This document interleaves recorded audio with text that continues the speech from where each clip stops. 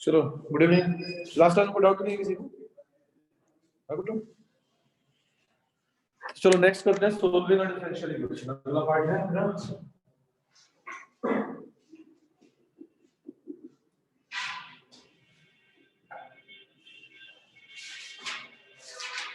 अगली मार्कर रखिए नंबर 1 में ब्लैक मार्कर।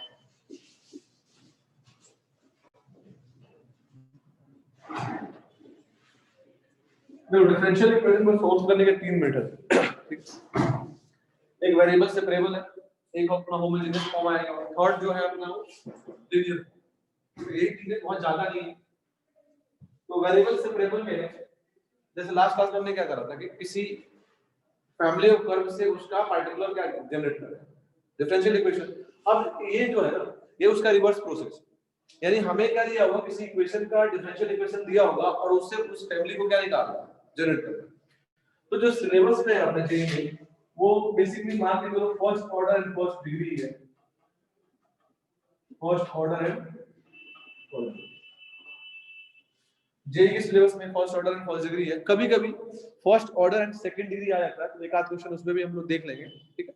मेनली जो क्वेश्चन ज्यादातर आते हैं 95-98% क्वेश्चन तो मान लो कभी-कभी आ गया second first order and second degree, कभी-कभी एक ही दो बार आया, बाकी ये first order and first degree के क्वेश्चन आ रहे हैं। यानी जो डिफरेंशियल इक्वेशन गिवन होगा वो फर्स्ट ऑर्डर का होगा, फर्स्ट डिग्री का होगा, और उससे हमें क्या जनरेट करना पड़ेगा, वो कर्व निकालना पड़ेगा जिस कर्व का वो डिफरेंशियल इक्वेशन दिया होगा। थोड़ा लिंक करने का इस तरीके सोच सकते हो, जो लास्ट क्लास में हमने क्या करा कि भाई फैमिली दिया था, फैमिली से हमने क्या जनरेट किया, उसका डिफरेंशियल इक्वेशन। अब इसका वो रिवर्स प्रोसेस है कि हमारे पास क्या दिया होगा कि एक डिफरेंशियल इक्वेशन दिया होगा, उससे हमें क्या निकालना है, उस फैमिली को निकालना है जो उसका है, ठीक है। तो उस प्रोसेस में पहला मेथड है वेरिएबल सेपरेबल, ठीक है। तो जैसे नाम में ही वेरिएबल सेपरेबल है, यानी वेरिएबल को क्या करते हैं, सेपरेट करते हैं। तो इसका जो फॉर्म होता है या टाइप होता है, जिस फॉर्म में आएगा वो देखो इस तरीके का fx into dx plus dy into dy equal to 0। Type सोच सकते हो, फॉर्म सोच सकते हो, वो इसी तरीके से लिखा है। यानी क्या हो गया कि dx के साथ कंप्लीटली x का फंक्शन और dy के साथ कंप्लीटली y का फंक्शन। कभी-कभी तुम्हें देखो ऐसा भी मिलेगा, इसको इसी तरह से लिख सकते हो dy by dx प्लस ये हो गया fx upon gy equal to 0। या फिर कभी-कभी ऐसा भी लिखा होता है dy by dx equal to fx upon gx। यानी मेनली बात ये है कि जब dy by dx करोगे ना, तुम यहाँ प्लस में करो या इधर जाके माइनस करो, जैसे भी, उससे फर्क नहीं पड़ेगा। इसमें ये होता है कि एक फंक्शन कंप्लीट x का होता है और दूसरा फंक्शन कंप्लीट इसका होता है y का। अब देखो इसी में क्रॉस मल्टीप्लाई करो, तो जब क्रॉस मल्टीप्लाई करो तो gy किसके पास जाएगा, dy के पास, और dx किसके पास जाएगा, fx के पास। देखो यही बन जाएगा।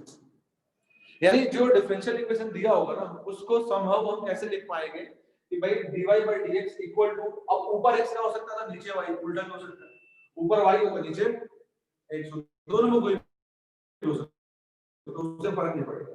मेन फंडा ये है, फंक्शन गिवन होता है उसमें x और y के दोनों फंक्शन कंप्लीटली सेपरेट होने चाहिए, वो एक दूसरे में मर्ज नहीं होने चाहिए। भाई हमें दोनों को सेपरेट कर सकते हैं। कभी-कभी ऐसा भी हो सकता है, मैं टाइप बता, कभी-कभी ऐसा भी लिखा हो सकता है fx into gy, ऐसे भी कोई फर्क नहीं पड़ेगा। मतलब मेरा फंडा ये है कि भाई x का फंक्शन और y का फंक्शन दोनों को हम क्या करेंगे, कंप्लीटली अलग करें।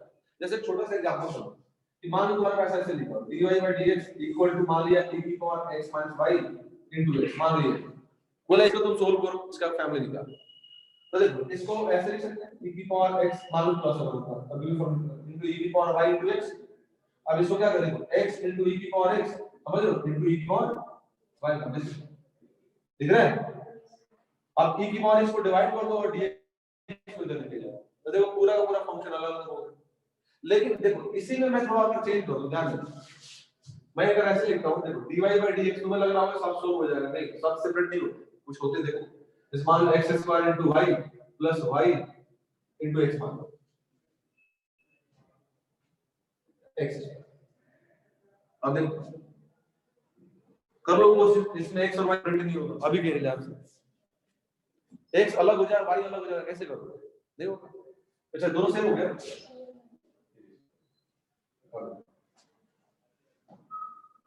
देखो अब मैक्सिमम क्या कर सकते हो, इसमें xy कॉमन ले सकते हो, xy कॉमन होगा तब यहां x बचेगा और यहां y बचेगा, देखो अलग अलग हुआ ये क्या होगा, मिक्स हो गया। तो इस तरीके से एक x का अलग फंक्शन हो जाए, y का अलग फंक्शन हो जाए, ये कंप्लीटली क्या हो जाए, सेपरेट हो जाए। वो इसमें नहीं हो रहा है, इसमें हो रहा है। तो वही दिखा वेरिएबल सेपरेबल का ये मतलब होता है कि किसी तरीके से फंक्शन में जो x का टर्म और y का टर्म है दोनों क्या हो जाए, सेपरेट, अलग अलग, ठीक है ना। अब वो डिवीजन में हो, प्रोडक्ट में हो, उससे कोई फर्क नहीं।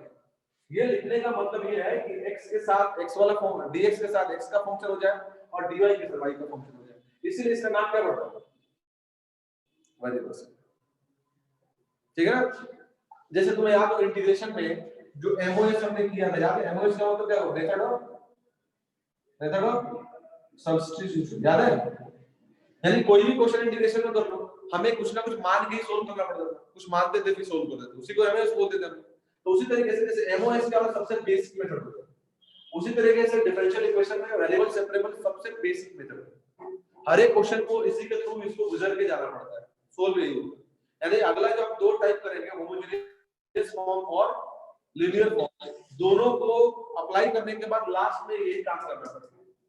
जब तक वेरिएबल को सेपरेट नहीं करोगे तब तक वो क्वेश्चन बनेगा ही नहीं, ठीक है ना। क्लियर हुआ यहां तक कि मेन पार्ट क्या है, ठीक है। तो जैसे मान लो ये हो गया या ये हो गया या ये हो गया, सबका मकसद यही है क्या कि भाई क्या करना है, वेरिएबल को सेपरेट करना, वेरिएबल को सेपरेट करना, यानी dx के साथ x का टर्म और dy के साथ dy y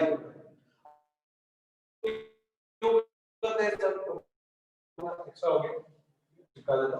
अब जैसे सेपरेट कर लिया उसके बाद का काम होता है इंटीग्रेशन, यानी fx dx gy dy equal to 0 नहीं क्या लेता है। जैसे वेरिएबल सेपरेट हो गए अगला काम क्या, इंटीग्रेट करना। अब देखो ये फंक्शन अब पता होगा, इसको इंटीग्रेट आराम से कर सकते हैं। इंटीग्रेट करोगे तो x का फंक्शन आ जाएगा, y का फंक्शन हो जाएगा इक्वल टू c, कहानी खत्म हो गई।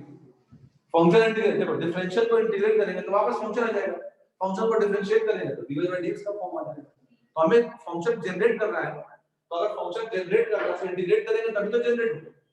तो जैसे जिस स्टेप में तुमने वेरिएबल को सेपरेट कर लिया उसका अगला पार्ट क्या होता है कि फंक्शन को क्या करना है, इंटीग्रेट करना। जैसे इंटीग्रेट करोगे तो डिपेंड करेगा फंक्शन किस टाइप का है, फंक्शन को इंटीग्रेट करो उससे हमारा फंक्शन जनरेट हो जाएगा, यानी वो फंक्शन मिल गया जिसका वो क्या था, डिफरेंशियल। क्लियर हुआ। हाँ तुम लोग हुआ क्लियर, कोई डाउट तो नहीं किसी को, नो सर।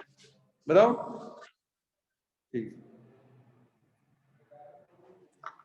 नोट कर लिया।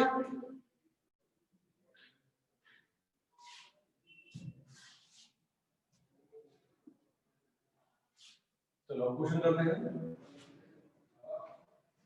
क्वेश्चन में लिखी है ना सोल्व द डिफरेंशियल इक्वेशन, ये लिखा है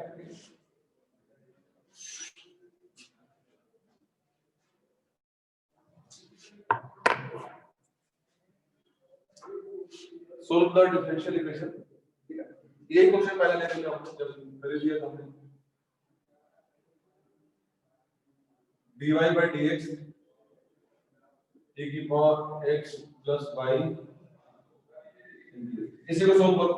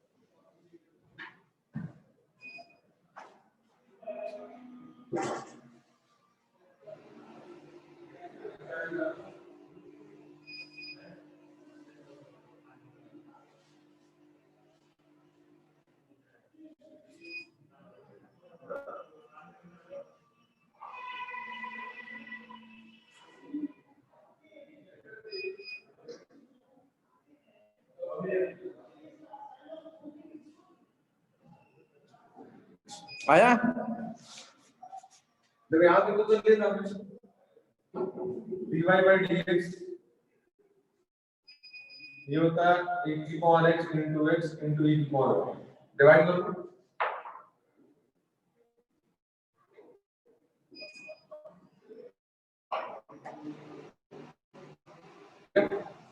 फंक्शन सेपरेट हो गए, अब इंटीग्रेट करो।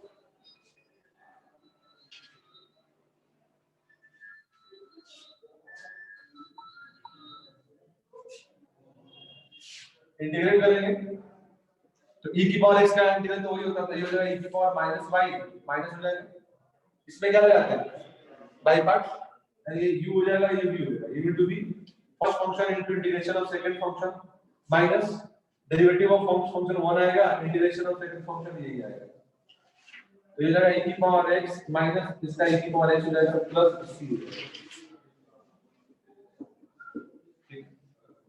हो गया। ज्यादा से ज्यादा क्या कर सकते हो, इसको माइनस उधर लेके जाओ, ln ले लो तो y in terms of x आ जाएगा, यानी ऐसे कर सकते हैं, माइनस उधर लेके जाओगे तो e की पावर माइनस y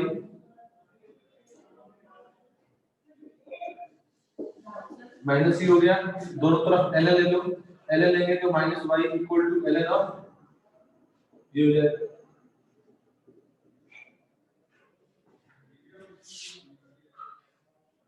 ठीक है, हाँ हो गया, बस माइनस हटा दो, हो गया, ज्यादा से ज्यादा ये कर सकते हैं, और कुछ इसमें किया जा सकता, इसमें और कुछ किया नहीं जा सकता। ठीक है,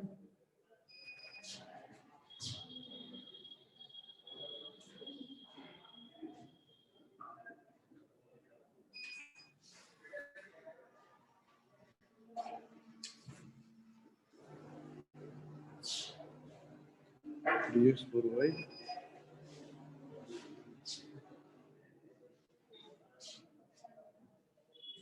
नेक्स्ट में देखो एक information y0 equal to 0, y0 equal to 0 का इस मतलब हुआ, y0 इक्वल टू 0 का मतलब होगा वहां से जैसे तुम्हारे पास ये आ गया ना रिलेशन, ये रिलेशन उसमें x और y दोनों 0 करके c का वैल्यू निकाल सकते हैं, इसलिए वो इंफॉर्मेशन दिया है।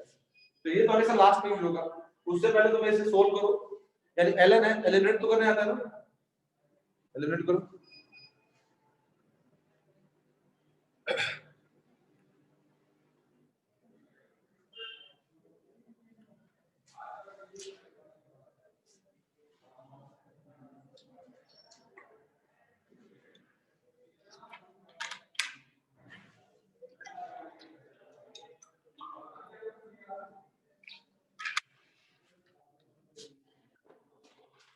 एलिमिनेट करेंगे तो क्या हो जाएगा, ये हो जाएगा dy by dx equal to e की पावर 3x प्लस 4y, यानी ये क्या होगा, ये हो गया e की पावर 3x into e की पावर 4y।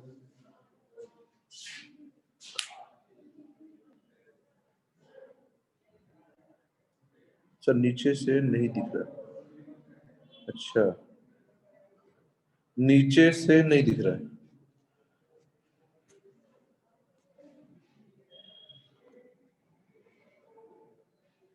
हो गया, अब तो दिख रहा होगा।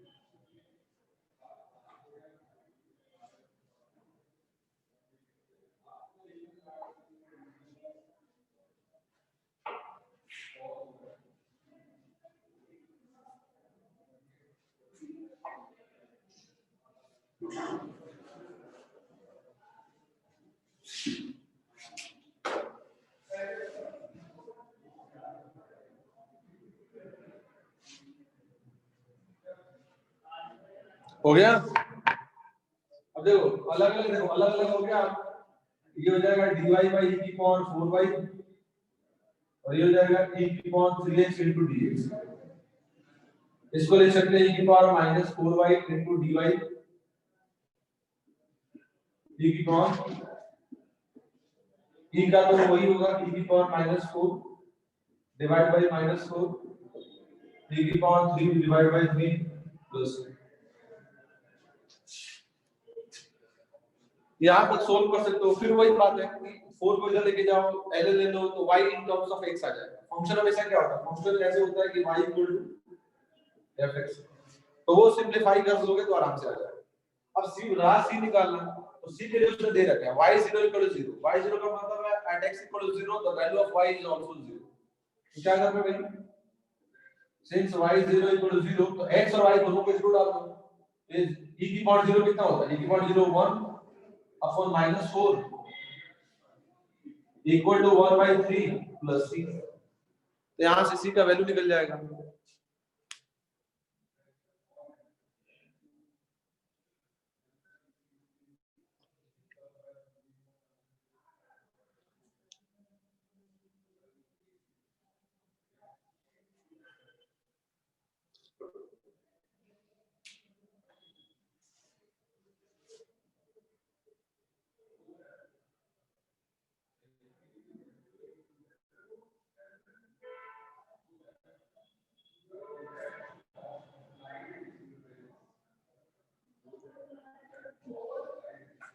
हो गया,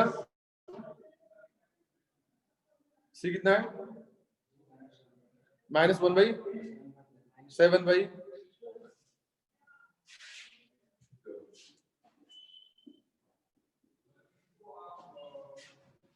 ठीक,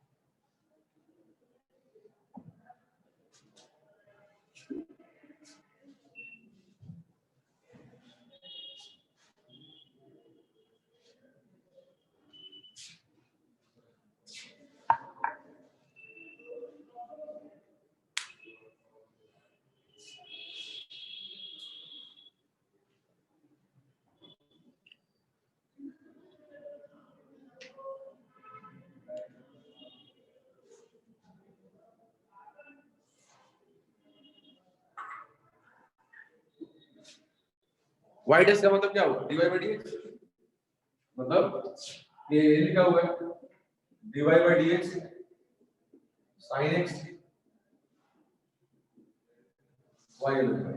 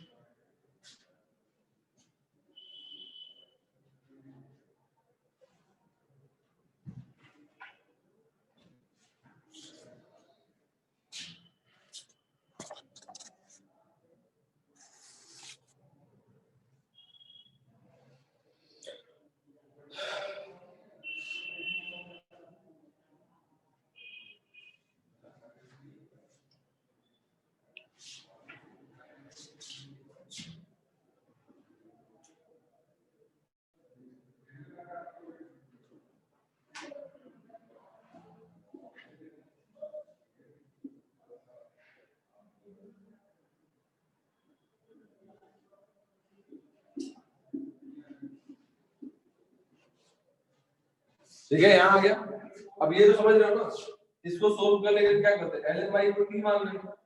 ln y को t मान लो तो क्या आएगा, dy by y equal dt। देखो ये 1/t हो गया, ये क्या हो गया 1/t, और ये पूरा क्या होगा dt हो गया। यानी अगर इस इंटीग्रेशन में सोल्व करें तो ये फॉर्मेट ऐसा है 1/t into dt। ये तो है। अगर इसको t मानोगे तो 1/t और ये पूरा क्या होगा, dt हो गया। तो 1/t dt और ये क्या होगा, ये हो गया ln t। ln t बोले तो ln of ln x, ln of ln y। तो इसका इंटीग्रेशन क्या है, इसका इंटीग्रेशन हो गया ln of ln y। और cosec x का इंटीग्रेशन क्या होगा, ln of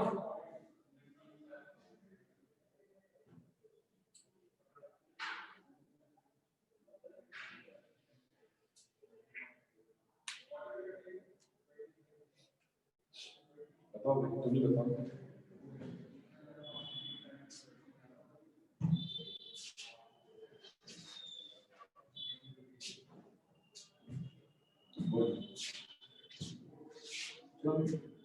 ln of tan x/2 आता है।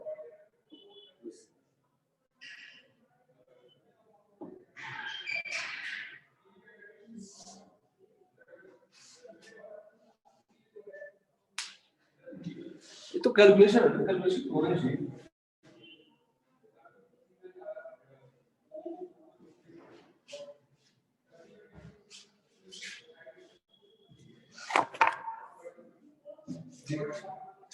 अब एलिमिनेट करेंगे तो क्या आ जाएगा, ये ln है, ऐसा है ln of ln y minus ln of tan x/2 equal to c हो गया। अब ये हो जाएगा ln of ln y upon tan x/2 equal to c। ln eliminate करो, ln y upon tan x/2 equal to e की power c। अब देखो कहने का मतलब c भी कांस्टेंट है, आर्बिट्री कांस्टेंट e है, तो इसको क्या मान लेते हैं, c1 मान लेते हैं, कुछ भी मान लो, उससे फर्क पड़ता नहीं। तो यहां से जो ln y आएगा is equal to tan x/2 into c1 आएगा, ये आ गया। ठीक,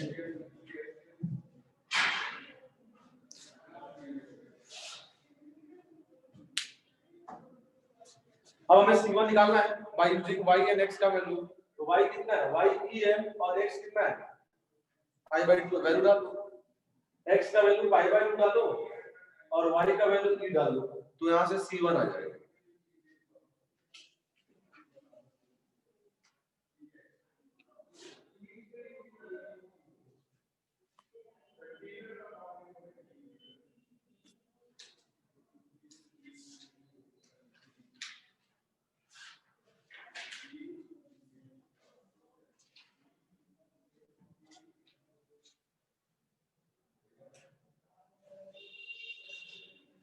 अरे यहाँ से तो ये तो यहाँ तक समझ में आ गया ना, यहाँ तक। इसके बाद तो मैं इस टर्म को इधर लेके आया, तो ये टर्म इधर आया, तो ln a minus ln b क्या होता है, ln a minus ln b ln a by b हो गया। फिर log को एलिमिनेट कर दिया, तो ln को एलिमिनेट करोगे तो e की पावर c आ जाएगा। अब c तो आर्बिट्री कांस्टेंट है ना, तो e की पावर c भी कुछ कांस्टेंट आएगा, उसको मैंने c1 मान लिया, कुछ भी मान सकते हो, फर्क नहीं पड़ेगा उससे आंसर, ठीक है ना। तो इसको मैं c1 मान लिया, c1 मानो c2 मानो कुछ भी मानो, उससे कोई फर्क नहीं पड़ता। तो c1 मान लिया। अब देखो ना ln y upon tan x/2 c1 है, तो यहां से ln y कितना आ जाएगा, tan y मल्टीप्लाई हो जाएगा, तो tan x को मल्टीप्लाई कर दिया अभी।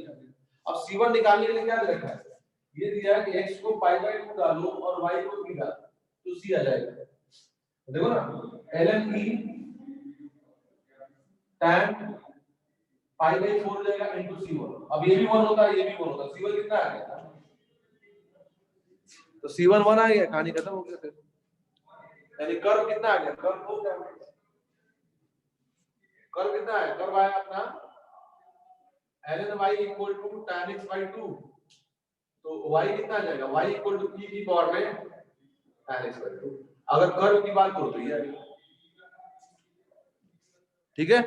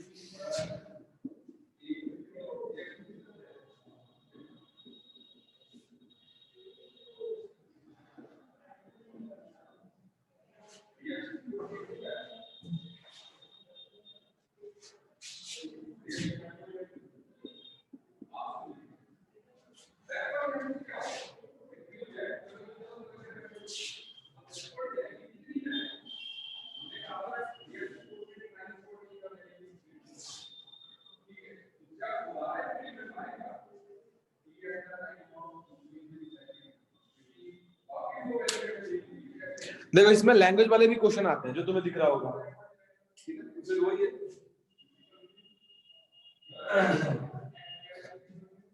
कोऑर्डिनेट ज्योमेट्री का यूज जो है देखो थोड़ा क्या नाम एरिया में भी था, इसमें भी है। तो अब उसने बोला कि हमें किसी कोनिक का फोसी या फोकस फाइंड करना है, conic passing through 1,0 and satisfying the differential equation. तो पहला काम करना क्या है, इसको डिफरेंशियल को सोल्व करो, पहला काम तो वही है, करो।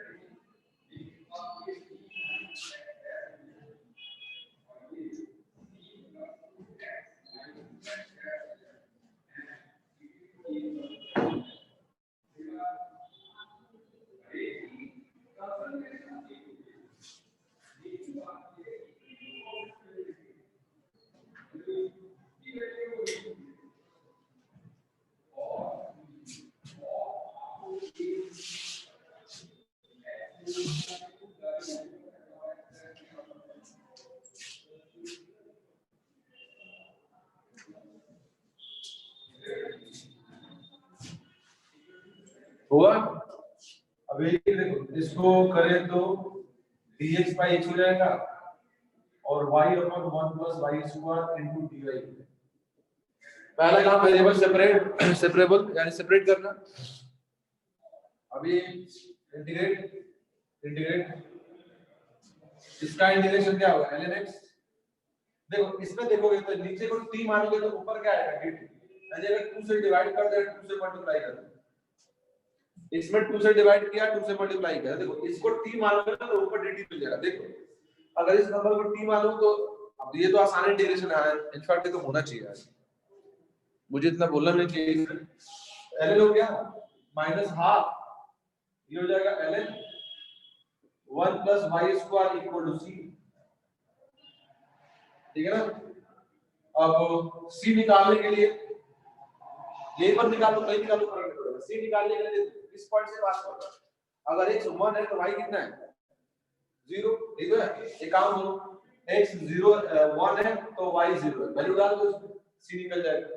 तो x 0 कर 1 करेंगे तो ln 1 minus half 1 plus 0 equal to c। तो देखो ये भी ln 1 है, ये भी ln 1 है, दोनों 0 हो गया, तो यहाँ से c कितना आ गया 0 आ गया, c 0 आ गया। तो कर्व कितना हो गया भाई, ln x 2 से मल्टीप्लाई कर दिया, 2x minus ln equal to 0, LCM ले लिया 2 का, ठीक है ना। अभी हो जाएगा ln x स्क्वायर 0 कंबाइन 0। अब ln को एलिमिनेट करो तो क्या आएगा x square upon 1 plus y square equal to 1 plus y square, यानी क्या आ गया x square minus y square equal to 1। ये कर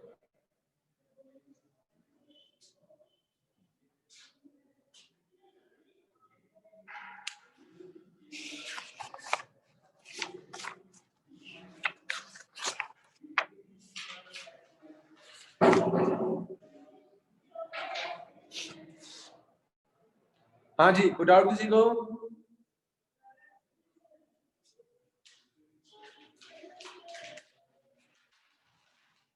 चलो अब जो लास्ट क्वेश्चन था वो बताओ भाई, फोकस निकाल सकते हैं? अच्छा ये बता दो पहले कोनिक जो निकाला हमने वो किसका इक्वेशन है? चलो तो बाद में निकलेगा, मेरे को यही बता दो कि कोनिक किस टाइप का है, कोनिक का नाम क्या है?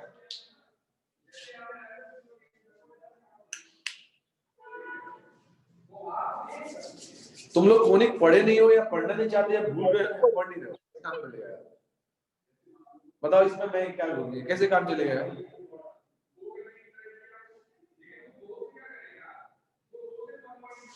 पूछने पे चुप हो जाओ सब लोग हैं?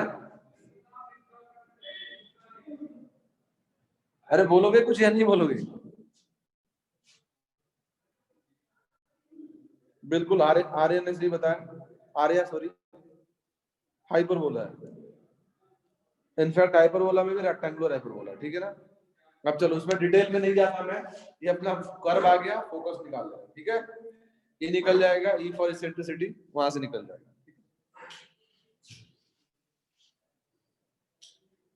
अब इसमें कुछ स्पेशल टाइप के क्वेश्चन आते हैं, या उसको ऐसे समझो, उसको ऐसे बोलते हैं reducible two variable form.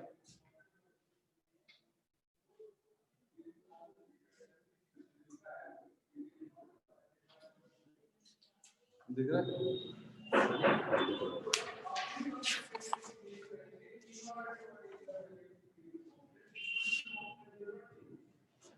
Reducible two variable form, यानी इसमें जैसे अभी तक तुमने चारों क्वेश्चन किए ना, उसमें क्या था कि फंक्शन डायरेक्टली क्या हो गया, वो वेरिएबल से वेरिएबल में कन्वर्ट हो गया, उसमें कुछ हमने एक्स्ट्रा ऑर्डिनरी काम नहीं करा। x का टर्म dx के साथ चला गया, y का टर्म dy के साथ चला गया, इसमें हमने बहुत कुछ काम किया नहीं, ऑटोमेटिकली अपने आप वो सेपरेट हो गया, ठीक है? लेकिन इसमें क्या होगा कि वो फंक्शन डायरेक्टली सेपरेट नहीं होता, we have to do some extra work, उसके बाद वो सेपरेट होता है। जैसे मान लो, फिर इसका टाइप बता रहा हूं कैसे आता है, लिखा हुआ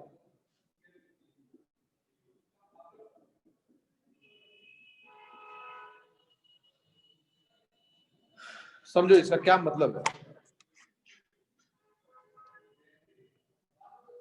dy by dx का ये मतलब हुआ, यहाँ dy by dx है, देखो f के अंदर कोई टर्म है, यानी इधर तो है ना RHS में, वो एक ही फंक्शन है। और देखो जैसे मान लो हम ऐसा लिखते हैं y इक्वल टू fx, इसका क्या मतलब हुआ कि RHS में एक फंक्शन है जिसका वेरिएबल क्या है, x है। अगर मैं ऐसे लिखता हूं x, y, इसका क्या, या x प्लस y, इसका क्या मतलब होगा? RHS में एक फंक्शन है जहां पर क्या या कौन सा टर्म रिपीट हो रहा है बार-बार, x प्लस y। अगर fx लिखा है तो उसमें x रिपीट होगा, x प्लस y लिखा है तो x प्लस y रिपीट होगा। अगर ऐसा लिखा हुआ e की पावर x तो उसमें हर जगह क्या होगा, e की पावर x। उसी तरीके से अगर ये लिखा है, जैसे एग्जांपल के तौर पर तुम्हें दिखा रहा हूं, मान लो ऐसा है कि y equal to x plus y upon 1 plus x plus y का स्क्वायर। देखो यहां, देखो अब दिख रहा है, यहां भी प्लस y है और यहां भी क्या है। अगर मैं ऐसे लिखता हूं, देखो समझो यहां, इसका मतलब मैं बता रहा हूं, ऐसे लिखा हूं तो देखो यहाँ x है और यहाँ x है, तो x टेक का हो जाएगा। अब इसी x को किससे रिप्लेस करोगे, x प्लस y से, तो देखो यहाँ पर x प्लस y आ गया, यहाँ पर क्या आ गया, x प्लस y आ गया।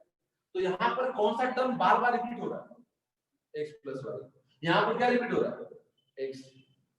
वही इसका मतलब कि अगर मैंने यहाँ पर fx लिखा होता तो उस पूरे फंक्शन में जहाँ हर जगह x रिपीट होगा, और जहां जहां भी अपीयर आएगा, कहीं x प्लस y लिख दिया तो उस पूरे फंक्शन में क्या रिपीट होगा, हर जगह x प्लस y है। मतलब ऐसा नहीं बन सकता है, देखो ऐसा नहीं बन सकता यहाँ एक और x है तो फिर ये इसका फंक्शन बना ही नहीं। इसका फंक्शन बनने के लिए हर जगह कॉम्बिनेशन क्या होगा, x प्लस y। तो वही उसने बोला है कि एक सर्टेन कॉम्बिनेशन होगा जो पूरे के पूरे फंक्शन में क्या हो रहा होगा, रिपीट होगा। इस फॉर टर्म से तुम समझ सकते हो उस चीज, ठीक है? अब देखो इसको सोल्व करने का तरीका क्या होगा।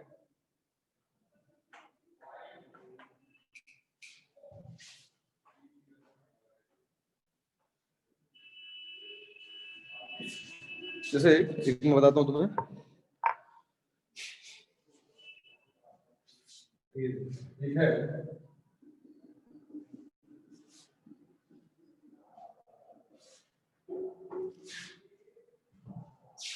अब देखो मान लो क्वेश्चन ऐसे लिखा हुआ, ठीक है? अब थोड़ा इसको चेंज करो तो इसको हम लोग ये भी लिख सकते हैं, x plus Y minus 1 divide पे क्या हो जाएगा, रूट ऑफ ये तो। अब दिख रहा है देखो यहाँ भी x प्लस वाई का टर्म और यहाँ भी, यानी एक पैटर्न है ना जो पूरे का पूरे क्वेश्चन में क्या हो रहा होगा, रिपीट हो रहा होगा। यानी इस क्वेश्चन को तुम ऐसे लिख सकते हो, dy by dx equal to f of क्या, x प्लस वाई। अब अगर तुम इसे लिंक करो तो क्या होगा, a 1 हो गया, b 1 हो गया और c क्या होगा, 0। ये तो जनरल फॉर्म है ना यार, जनरल फॉर्म है। तो अगर इसे लिंक करोगे तो ये क्या होगा, ये 1 करो, b1 करो, c0 करो, ऑटोमेटिकली ये वाला फॉर्म कन्वर्ट हो जाएगा। तो ये बता, मतलब इसमें x y को सेपरेट नहीं कर सकते, x का टर्म अलग हो जाए, y का टर्म अलग हो ही नहीं सकता, पॉसिबल नहीं है, ठीक है ना। तो ये direct linear form, sorry direct variable form में नहीं, इसको हमें वेरिएबल फॉर्म में कन्वर्ट करना पड़ेगा, इसलिए इसका नाम क्या है, रिड्यूसिबल टू वेरिएबल फॉर्म, यानी हमें वेरिएबल फॉर्म में रिड्यूस करना पड़ेगा, ये वेरिएबल फॉर्म में डायरेक्टली गिवन नहीं है। क्लियर हुआ इस कांसेप्ट को, बताओ। ठीक, चलो अब इसको सोल्व करने के लिए क्या करते हैं, इसमें ये वाला पार्ट है, इसको t मान लेते हैं, let t equal to ax plus by plus c। अब t मानोगे तो देखो ये हो जाएगा, दोनों तरफ x के रिस्पेक्ट में डिफरेंशिएट करो, dt by dx, ये a हो गया, ये b dy by dx और c कांस्टेंट था 0, ठीक है।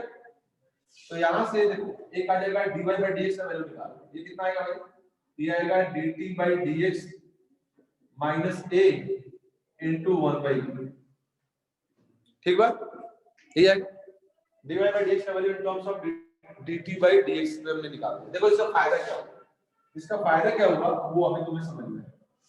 ये इसके जगह पर ये पूरा लिख सकते हैं, यानी ये आ गया 1/b dt by dx minus a equal to, अब ये क्या बताओ, ये f ऑफ क्या बन गया, भाई ये t पूरा मान लिया तुमने, यानी इसमें पूरा फंक्शन कौन सा रिपीट हो रहा है, t रिपीट हो रहा है। अब पूरा इसको सिंपलीफाई करो तो b इधर गया dt by dx equal to देखो b f of t plus a, यही तो आएगा, मैं b को मल्टीप्लाई किया, a इधर माइनस में था, प्लस में आ गया। अब एक बात बताओ, जो RHS का टर्म है पूरा का पूरा जो फंक्शन है, a और b तो नंबर है 2 3 4 इस टाइप के, तो a और b तो कांस्टेंट हो गया, ये जो फंक्शन है वो किसका है, ठीक है ना। अभी के टाइम में अगर मैं पूछूं RHS का जो फंक्शन है कंप्लीटली, उसमें वेरिएबल केवल एक ही नंबर है, और वो कौन सा नंबर है, t है। अब वो तो क्या, अब ये केवल t है और यहाँ dt है, तो क्या करेंगे, डिवाइड कर दो, यानी dt i bf of t plus a equal to dx। अब इसके बाद ओके, वेरिएबल से वेरिएबल बन गया ना, ये t का था, x उसमें था ही नहीं, तो dt के नीचे पूरा t का फंक्शन dx इंटीग्रेट करो, आराम से आंसर किसमें आ जाएगा, t और x में, फिर लास्ट में t की जगह क्या डाल देंगे। क्लियर होगा, दिख रहा है ना, दिख रहा है ना सबको, हाँ चलो।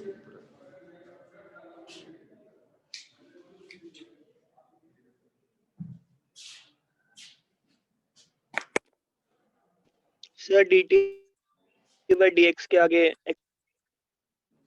dt by dx के आगे, dt by dx के आगे देखो ये तो हो गया ना, सिंपलीफाई करो, यहाँ पे सिंपलीफाई करोगे तो b मल्टीप्लाई हो गया, b of f of t आ गया, a माइनस में था, a प्लस में आ गया। तो अब RHS का जो पूरा फंक्शन था उसमें a और b तो कांस्टेंट नंबर है, फंक्शन तो केवल t का है ना, तो ये फंक्शन पूरा t का आ गया। तो हमें वेरिएबल सेपरेबल में क्या करते हैं, dt के पास t वाला फंक्शन और x के पास x वाला फंक्शन, तो हमने इसको क्या करा, इसको dt के नीचे लेके आ गए और dx को इधर लेके आ गए। अब dx इधर आ गया, dt बाय t का फंक्शन, फिर क्या करना है, इंटीग्रेट करना है, मतलब वेरिएबल सेपरेबल तो करेंगे ना। मैंने क्या बोला था कि चाहे अगला मेथड होमोजेनियस करो या लीनियर फॉर्म करो, अल्टीमेटली जब हम आंसर निकालेंगे तो बाय यूजिंग वेरिएबल सेपरेबल ही निकलेगा। जब तक वेरिएबल को सेपरेट नहीं करोगे तब तक इंटीग्रेट नहीं होगा, जब तक इंटीग्रेट नहीं हुआ तब तक आंसर नहीं आएगा। तो इंटीग्रेट करना ही पड़ेगा, और इंटीग्रेशन करने के लिए क्या करना पड़ेगा भाई, वेरिएबल को सेपरेट करना पड़ेगा।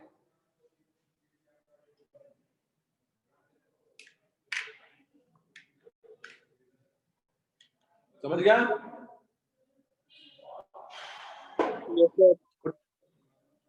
डाउट किसी को,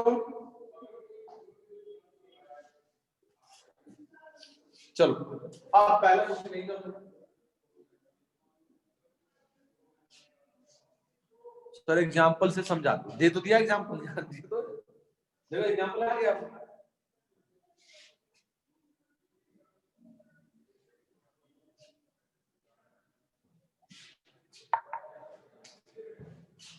x plus Y minus 1 x plus y plus 1 का इसमें हमें क्या मानना है? हमें मानने के लिए बस ये ध्यान रखना है कौन सा टर्म है जो बार-बार रिपीट कर रहा है। इसमें दिख रहा है x प्लस वाई यहाँ भी है और x प्लस वाई यहाँ पर, तो क्या मानना है? Let t equal to x plus y. खुद से करो, एक बार ट्राई तो करो, फिर तो अपने से ट्राई करोगे तो ज्यादा समझ में आएगा, क्लैरिटी ज्यादा आएगी। ट्राई करो, नहीं बनेगा तो मैं तो करूंगा ही, एक बार खुद से करो।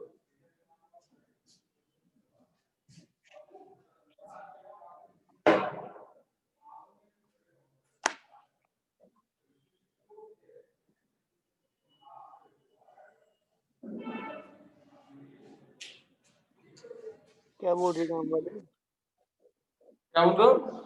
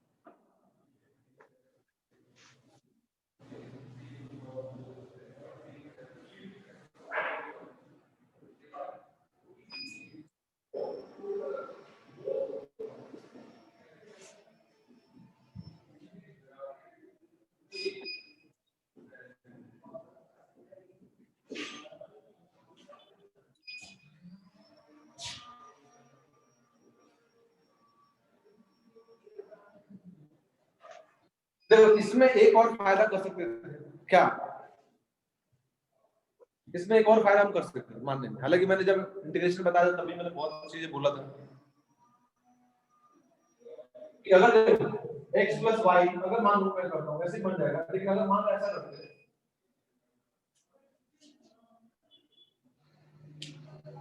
अगर मान लो x प्लस वाई प्लस 1 तो क्या मान लें t स्क्वायर मान, तो फायदा क्या हो जाएगा? रूट क्या हो जाएगा? ठीक है, अभी भी हो जाएगा, अभी कोई बड़ी बात नहीं, लेकिन उसमें फिर वापस तुम्हें दोबारा मानना पड़ेगा। जब इंटीग्रेशन करोगे फिर मान के सोल्व करना पड़ेगा। a over dt by dx equal to क्या आ जाएगा? t minus 1 upon root t plus 1 plus 1 होगा। अब ये हो गया dt by dx,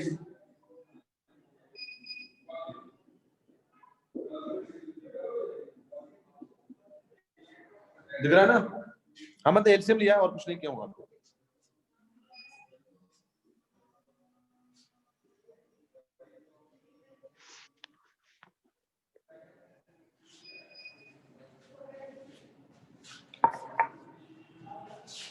अब अलग अलग सेपरेट करोगे तो ये हो जाएगा root t plus 1 upon root t plus 1 plus t minus 1 dt equal to dx। इस टर्म को इधर लेके आए और dx को उधर लेके चले, ठीक है? अगला काम इंटीग्रेशन का।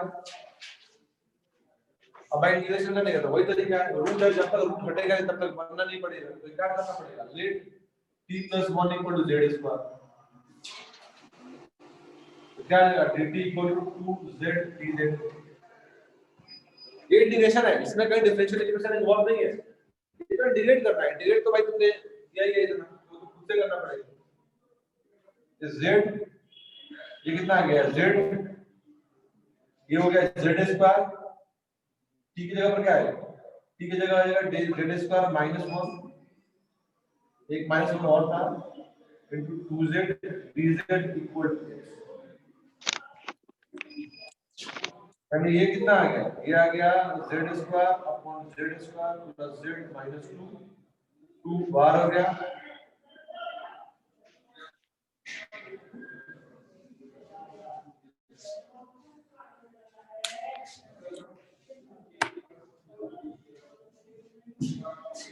अच्छा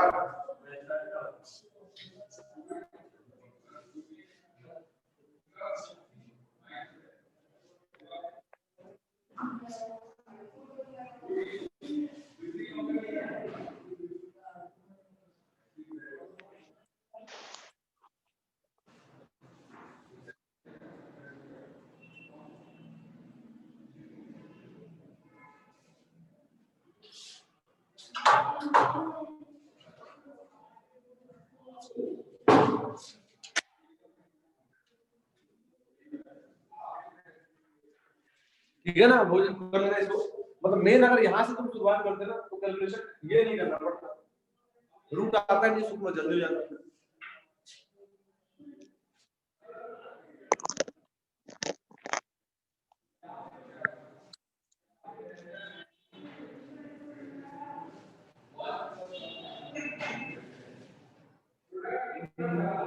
ठीक है, चलो एक और देता हूँ, इसको थोड़ा जगह छोड़ देना, कर लेना अपना। मैं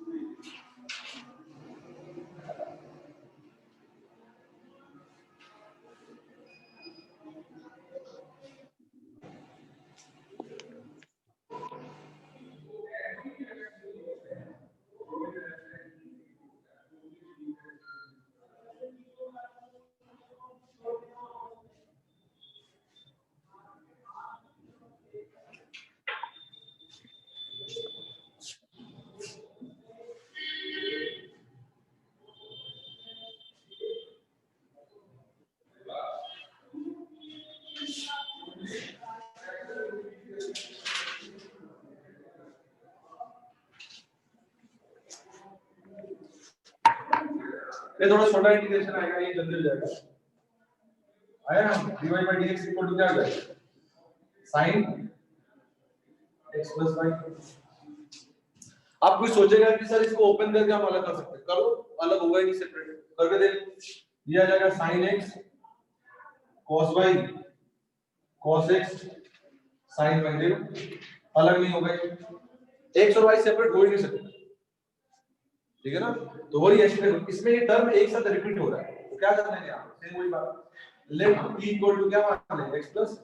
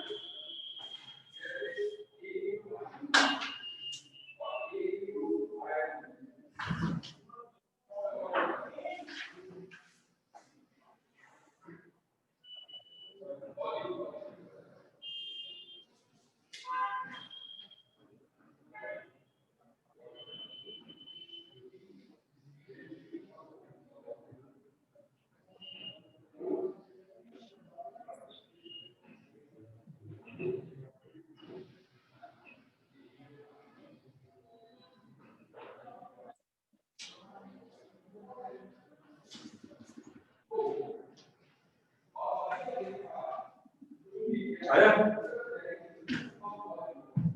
आ गया।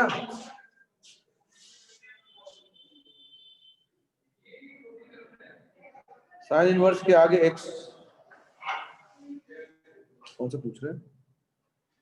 अच्छा पहले का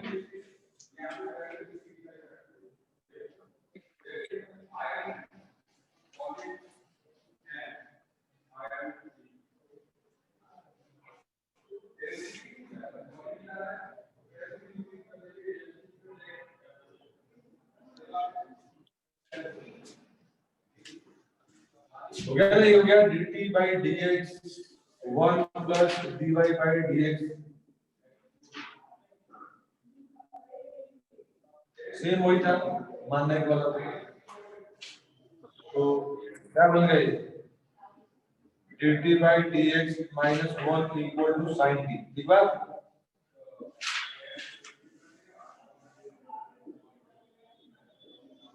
sin t plus 1 ये हो गया sin t plus 1 equal to t अब इंटीग्रेशन तो कर लोगे अब देखो इंटीग्रेशन करने का दो तरीका है एक तो जो तुम्हें बताया था ट्रिगोनोमेट्रिक इंटीग्रेशन टाइप 1 2 3 4 अगर याद हो a sin x plus b cos x वाला बताया था sin को क्या करेंगे tan के हाफ एंगल में कन्वर्ट कर लेंगे tan x by 2 याद है 2 tan x by 2 upon 1 plus tan x अगर याद नहीं होगा तो मैं बार-बार इंटीग्रेशन कैसे करेंगे कैसे चलेगा दूसरा तरीका से मैं कर देता हूं एक बार ये sin t है ऊपर नीचे 1 माइनस sin t से मल्टीप्लाई कर ये केवल इसी के रिजल्ट मतलब 1 होगा तभी कर सकते एक पे अपना tan वाला बताया मैंने हाफ एंगल का नीचे क्या होगा 1 minus sin square t 1 minus sin square t कितना होता है cos स्क्वायर t भाई 1 plus sin t 1 minus sin t 1 minus sin square उसको cos स्क्वायर लिख लिया अब दोनों को इंडिविजुअल अलग-अलग डिवाइड कर दो तो 1 बाय cos स्क्वायर क्या होगा sec square sin bye cos tan और 1 बाय cos sec इन दोनों में सेपरेट डिवाइड करोगे तो 1 बाय sin sec को सॉरी 1 बाय cos sec बना और sin bye cos square sec tan बन गया अब sec स्क्वायर का इंटीग्रेशन क्या होता है tan और tan t और sec t का क्या होता है sec t plus c dx अब क्या करेंगे भाई t को रिप्लेस कर दो x plus y से कहानी खत्म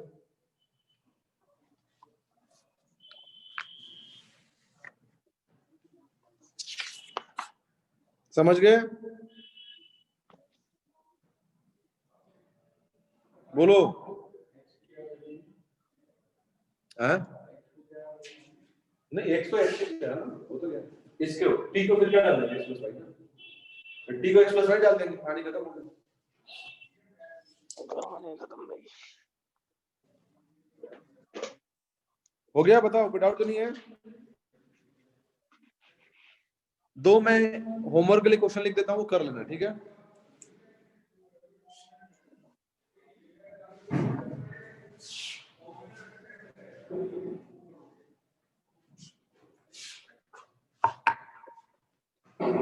क्या नाम है हाँ dy by dx sin square x plus 4y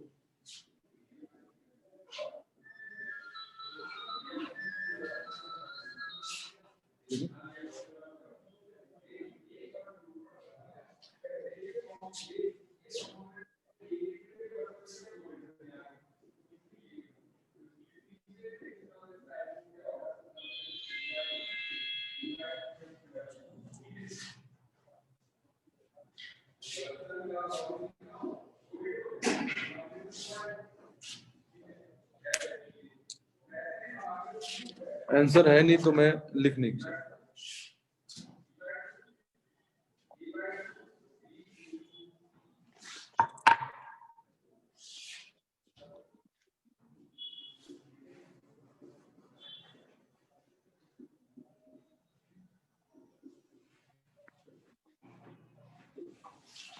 हाँ इसमें क्या करेंगे समझ रहे हो कि इसको t मान लेंगे और इस वाले में देखो इसमें तो 4x + 4/2 t मान लेंगे, इस वाले में क्या करेंगे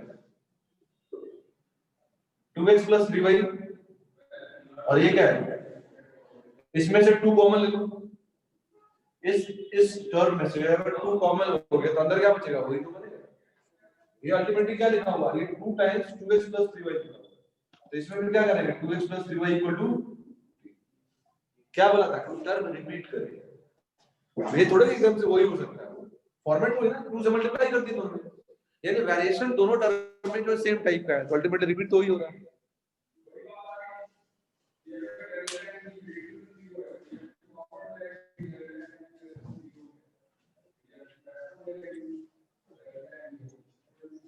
समझ गए, कोई डाउट तो नहीं किसी को?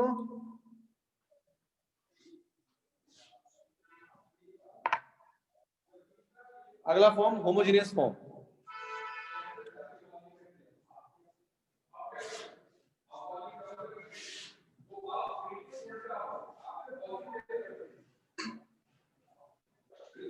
देखो होमोजेनियस फॉर्म में क्या होता है कि कोई भी डिफरेंशियल इक्वेशन किस टाइप से लिखा होगा मैं बता,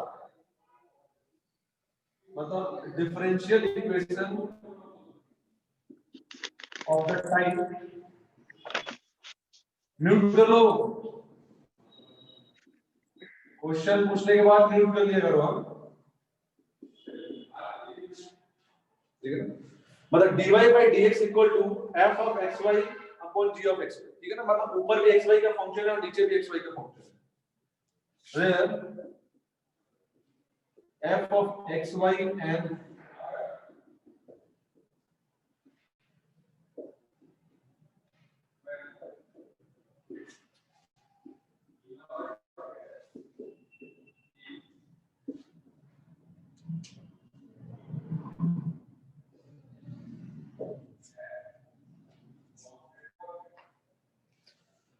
होमोजेनियस फंक्शन का ये मतलब होता है degree of every term should be identical equal जो सब, यानी अगर कोई फंक्शन है उसमें चाहे जितने भी टर्म हो उन सारे टर्म का डिग्री क्या होना चाहिए सेम होना चाहिए, ठीक है ना।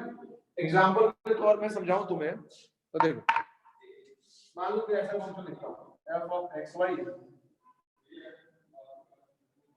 मान लो x² y xy² + x3,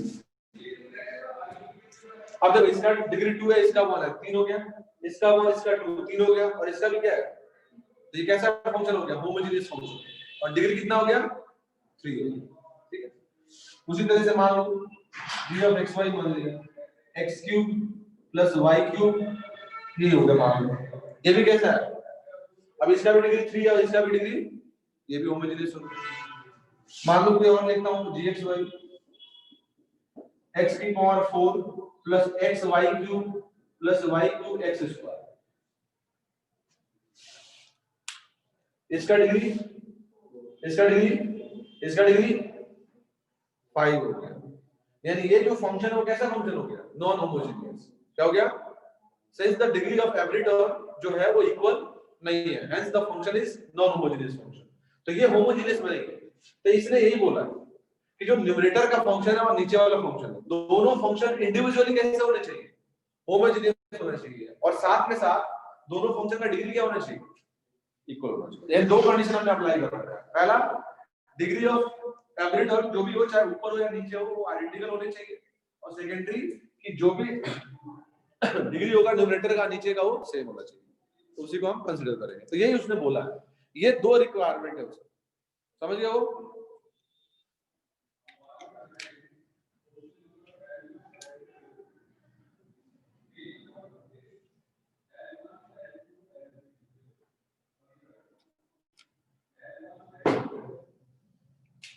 ठीक है ना,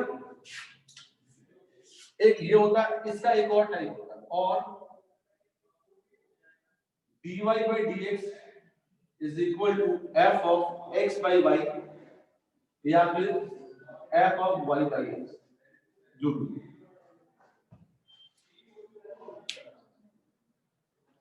यानी चाहे x/y लिखो या y/x, यानी फंक्शन जो होना चाहिए ना जैसे अभी थोड़ा देर पहले बताया था reducible to linear form, variable separable, क्या कि यहाँ पर कुछ लिखा है, इसका क्या मतलब हुआ, वही टर्म बार बार रिपीट हो रहा है। यानी एग्जांपल का तुम समझोगे तो मान लो मैं कोई ऐसे देता हूं dy by dx equal to y by x minus sin y by x plus कुछ भी लिख लो ln y by x हो गया, कुछ भी लिख लो मैं बता रहा हूं। तो देखो इस पूरे में क्या रिपीट हो रहा है भाई, इसका मतलब ये पूरा का पूरा फंक्शन किसका है, y by x, वही बोला। तो होमोजेनियस फॉर्म दो तरह के क्वेश्चंस में इन्वॉल्व होता है। पहला कि भाई ऊपर का और नीचे का दोनों फंक्शन कैसे हो, होमोजेनियस फंक्शन और दोनों के इंडिविजुअल डिग्री क्या होनी चाहिए, सेम होनी चाहिए।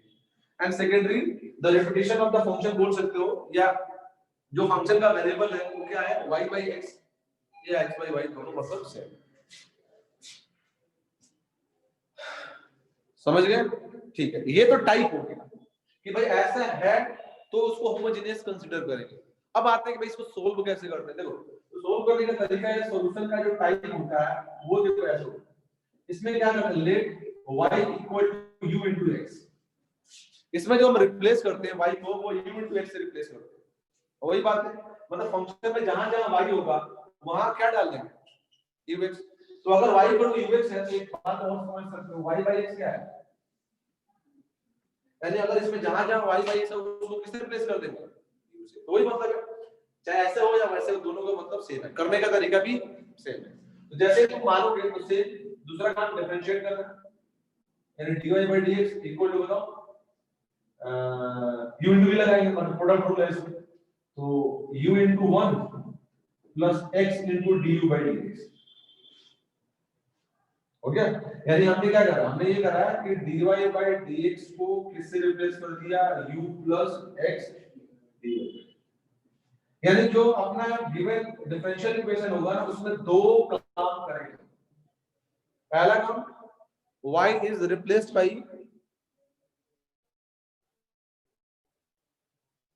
हाँ क्या अपना y is replaced by ux and second काम is dy by dx की जगह पर क्या आ जाएगा, y sorry u plus x into dy। यानी पूरा क्वेश्चन किसमें बन जाएगा, जो पहले dy by dx में था वो किसमें आ गया, du by। हाँ क्लियर हुआ, बताओ।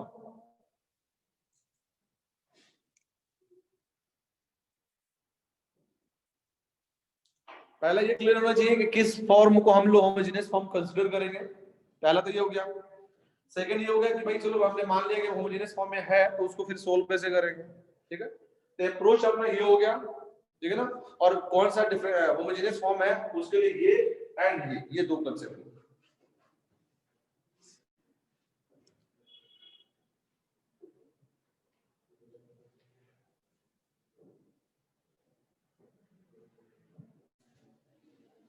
सर यू है क्या, यू कुछ भी है, जैसे यहाँ पर जैसे पहले टी माना था ना हमने, टी माना था टी इक्वल टू समथिंग, तो उसी तरह से टी मान लो। तुम्हें यू से प्रॉब्लम है तो टी मान लो, तो y इक्वल टू क्या मान लिया, dx मान लिया। यू एक वेरिएबल है जिसके रिस्पेक्ट में हम इंटीग्रेट करेंगे, वैसे इस टाइप का समझो, जैसे y था ना उसी तरह से यू है, समझ गए ना।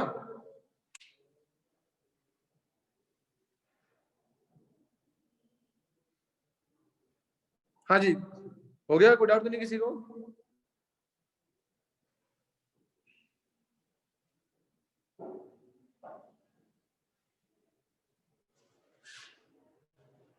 ठीक है चलो एक क्वेश्चन करते हैं फिर, आज के लिए तो लेते हैं।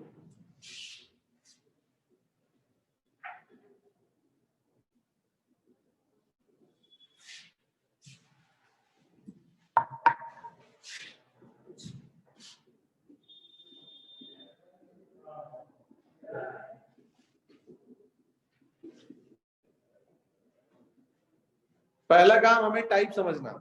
देखो लीनियर ये वेरिएबल सेपरेबल नहीं है, ये x plus y था, नीचे भी अगर x plus y का पार्ट रिपीट होता तो हम लोग वेरिएबल सेपरेबल टाइप का करते, लेकिन ऊपर x plus y है और नीचे x minus y है तो वो तो नहीं बना। अब देखो होमोजेनियस में कैसे है, इसका डिग्री 1, इसका डिग्री 1, इसका डिग्री 1, इसका डिग्री 1, यानी न्यूमरेटर का भी डिग्री 1 है और ये होमोजेनियस फंक्शन है, और नीचे का भी डिग्री 1 है और ये भी होमोजेनियस फंक्शन है, यानी दोनों होमोजेनियस हो गए और दोनों का डिग्री सेम हो गया, यानी फॉर्मेट क्या हो गया होमोजेनियस का। सोल्व करने के लिए ये तो यहां से यहां तक लाइन तो हर जगह सेम ही लिखना है, यानी क्या मान ले, let y equal to ux, then dy by dx equal to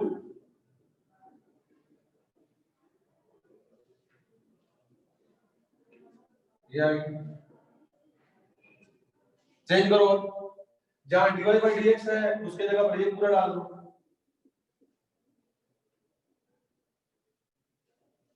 और जहां जहां y है वहां ux डाल दो।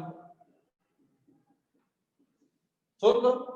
अब इसके बाद जो होगा ना, जैसे ये क्यों मानते हैं, देखो ये मानने का कंसेप्ट क्या होता है, जब ये तुम मानोगे ना तो ये मानने के बाद जो क्वेश्चन कन्वर्ट होगा ना वो वेरिएबल सेपरेबल में कन्वर्ट हो जाएगा।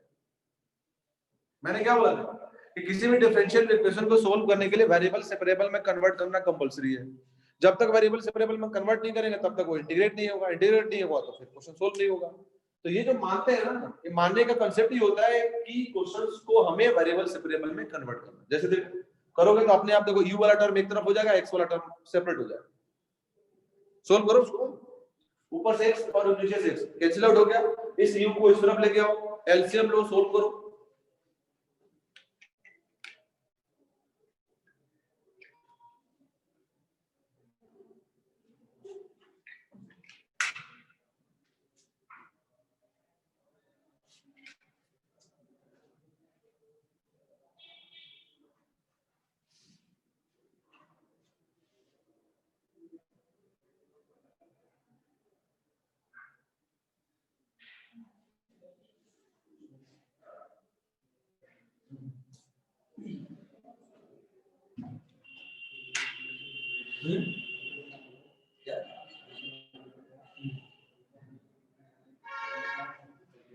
माइनस थोड़ा था,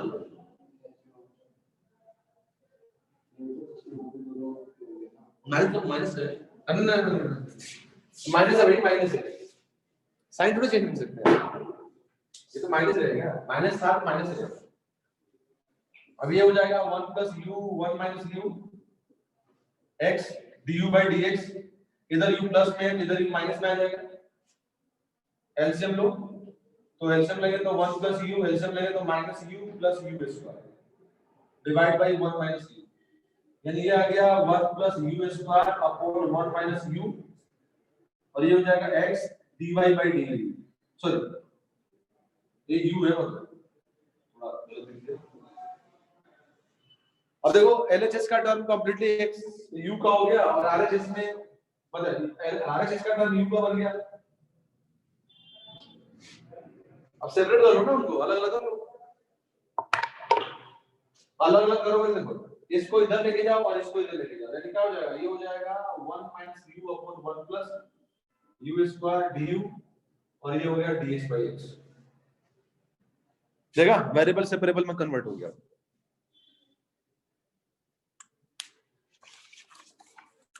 समझ गए? कोई डाउट किसी को बताओ, कोई डाउट है क्या?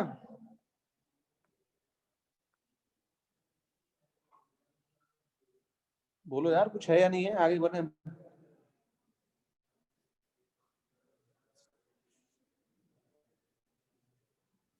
अब कर लोगे ना, इंटीग्रेशन करना है भाई।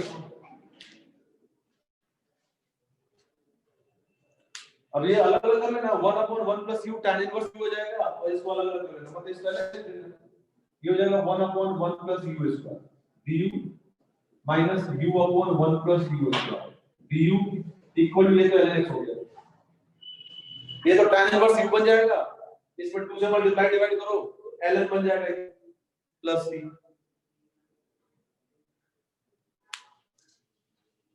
हो गया? बताओ डाउट किसी को?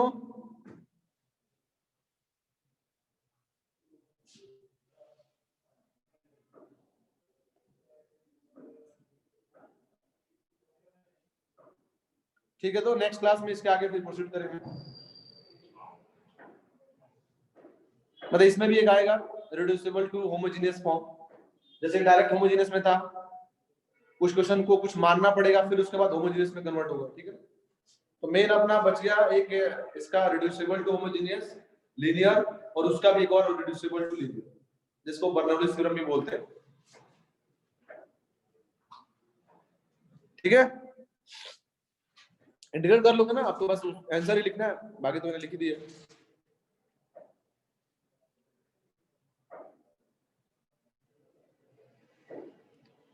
चलो ठीक है, ओके, थैंक यू, बाय।